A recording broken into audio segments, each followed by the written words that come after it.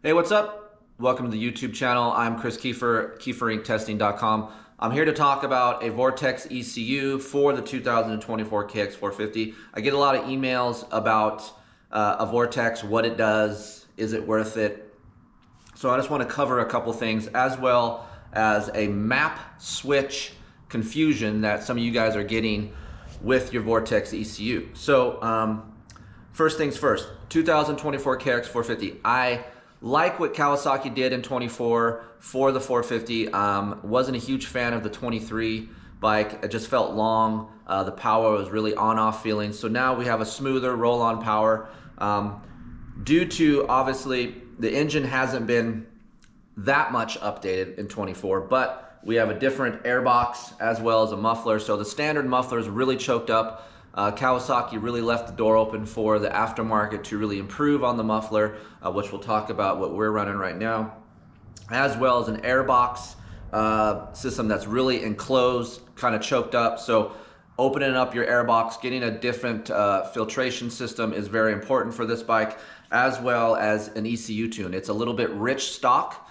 We do have a Kawasaki map for your stock ECU because in 24 they are going that Yamaha Power Tuner app route, and they give you an app and they give you some options that you guys can tune. But unlike the Yamaha Power Tuner app, the parameters they're not that wide. So they don't give you that much room for ignition timing. They only allow you to go up to a 1 degree, which is not that much. And the fuel range on the bike, when I'm adjusting the fuel, I don't get a lot of differences on the track. So we made a map, actually, I shouldn't say we. Chavez, he's an old mechanic. If you guys remember the Bradshaw days, he works at Kawasaki. We call it the Cha map. That is up on our website. That does help the bike give you a little bit more power, but I needed a little bit more from the KX450 myself. So what we did, you can walk around here, Heather. I got my lovely wife here doing this, so we'll get her real quick. You say hi. Hi. All right, well, that's what you guys really wanted. So, so here, let me take this from you real quick. We did open up the airbox. You guys can see it's been cut out. Obviously, we got a twin air system in there. We're gonna be specifically talking about this Vortex right here, but drilling out the side of the airbox right here really does help. And for you guys out there, you're wondering, well, which tuner should I go with here? So it doesn't matter. This video is not about you guys should go to XPR, you guys should go to Twisted. That doesn't matter. I'm not here to talk to you about that. I trust those two guys the most. Specifically, this bike right here is tuned by XPR. I have a bike over there that is tuned by Jamie at Twisted. But nonetheless, getting a Vortex really does help this bike out in a lot of ways. We're using a Pro Circuit Tie 6 Pro muffler. As you guys can see, there's a welded bung on here, and that is for dyno purposes, so they can map to that. This is how these things are done. When you guys get your Vortex ECU, you guys wondering how they get the maps? Well, sometimes these tuners, they simply use our test bikes to get a map. And they've created those maps through what we're testing here at Keefer Inc., as well as other media outlets. And that's why the bung is welded on there. But for us, we're using a Tie 6 Pro. You guys are wondering, why a Tie 6 Pro and not a Tie 6?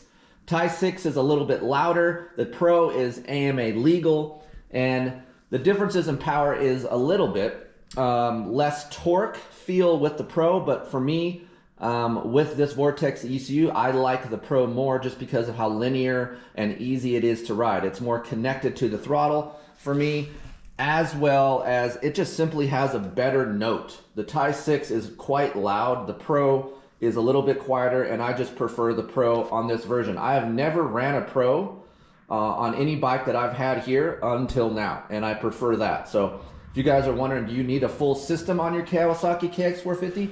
No, you don't. You can go to a slip-on system. FMF makes one, Pro Circuit makes one, and they make a huge difference in power for your KX450. So you don't need to spend all the money on a full system. You will get a little bit more mid-range from a head pipe versus your stock head pipe. So if you guys want the overall best power, a full system is best. But if you guys want to pinch some pennies because of these ladies, they yell at you. just a slip-on, it's fine. So you're gonna feel a lot of difference with the slip-on. It's kind of cool that Kawasaki left that much on the table for the aftermarket to give you. Normally, you can't feel that much difference when you go to an aftermarket muffler, but in this case, you can. We're running ETS MX18 racing fuels that is mapped to the lovely Vortex that you see here, and that is it. So fuel, ECU, and a muffler, and of course, can't leave these guys out. We're running a Hinson clutch basket. That is simply for durability and longevity of my clutch, because I'm an idiot and I like to slip the clutch a lot, and I fry clutches. So this helps me from doing that. So let's move on to what we're talking about, the meat of it, what we're talking about here today. So the Vortex ECU, you can come a little closer, come zoom in on this. There is a low, mid, and a high fuel trim. You're not gonna mess with that. That is basically for the tuner, unless you call the tuner and go, hey, I'm a little bit rich down low, which you shouldn't be, because the tuner's job is to make it clean.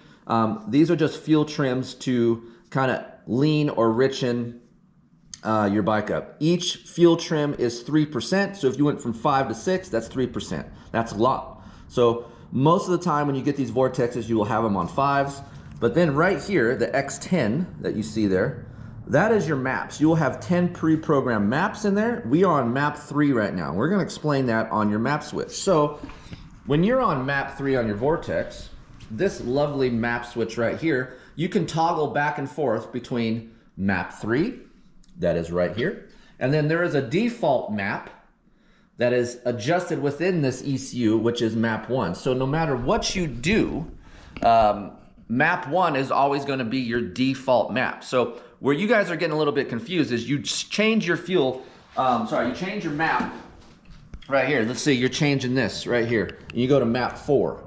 Well, you're expecting it to be in map 4. Well, chances are you could still be in map 1 on this map switch. So just make sure when you adjust here that you look and see how many blinks are on here.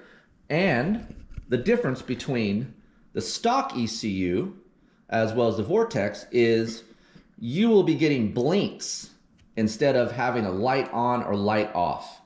So now with the Vortex, it is a blink to tell you which map it is in. So now we're starting. Hold that down. Map 3, hold that down. Map 1. That's how you toggle.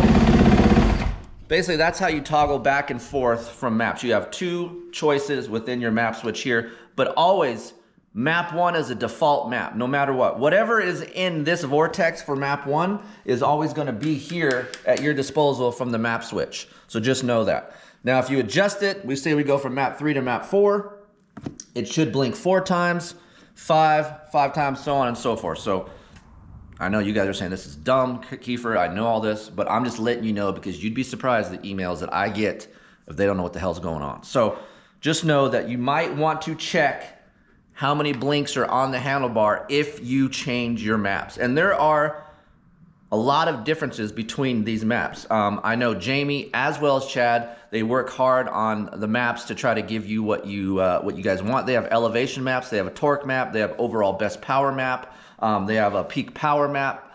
So there's several maps within this Vortex that you can go with. On this bike from Chad at XPR, I like map 3 and map 1. There is a big enough difference for me. For example, we just got back from Freestone Spring Nationals. I was the last moto of the day. It was baked, really ruddy and nasty, so I turned it to map 3, which is the smoothest map from this Vortex, and it worked great. My first moto, it was fresh, tilled up. I used overall best power map, which is map 1. So for me, it's smooth enough, yet exciting enough in map 1, but when the track gets really hammered or my ass is just getting tired, map 3 really benefits my riding style. So just so you guys know, I just kind of wanted to make this tutorial video a little bit, just so you guys know what goes on with this Vortex. It is a plug and play. Basically, you just snap it in and go ride. But just note this, that when you do get your Vortex from your tuner, they specifically have dynoed their test bike with airbox mods. So if he says, hey, you're gonna have to cut open your airbox, make sure you guys do that, because obviously if you guys don't do that and you skip that process and just plug in your Vortex ECU, your bike's not gonna run right and you're gonna go, what the hell? You know, I just spent $1,000 and my bike runs like shit. So you guys gotta make sure to the T, do exactly what your tuner says and you'll get the most out of your purchase. You guys simply just go, hey man, I got a Vortex and it still runs like shit, and then you MF your tuner, that's not helping anybody. So make sure you do exactly what they say. And if you still have a problem, call them. All these guys are approachable. They're not just here to sell you something and then ghost you. So make sure you utilize their knowledge to your bike. So for me, the KX450 has been it's been a great bike. Like I said, I haven't been a fan of the KX450 in years past for racing, but with the updates they made to the frame and the engine, and just how easy it is to ride, it has come a long way, and it's one of my favorite bikes to ride. As you can see in here, besides Heather, there is a lot of green bikes. Most of those are my kids, but it only could fit so much bikes in the shop. But there's a lot of Kawasaki content coming onto our website right now, so we're gonna do more of these videos, little tiny tutorials. We're gonna try to hit you guys once a week on this YouTube channel, so make sure you subscribe, you like, and tell your buddies. We're gonna try to get more information here, as well as the written content that we do already here on the website. Next week, I think we're gonna hit some suspension settings on, describe to you if your bike's doing something on the track, how to adjust that out, which way to go. You need to go in, out, clicks, all the things that you guys email me about. So stay tuned for next week. We'll be right back. And if you guys have any questions, you guys know the email, chris@keeferinctesting.com.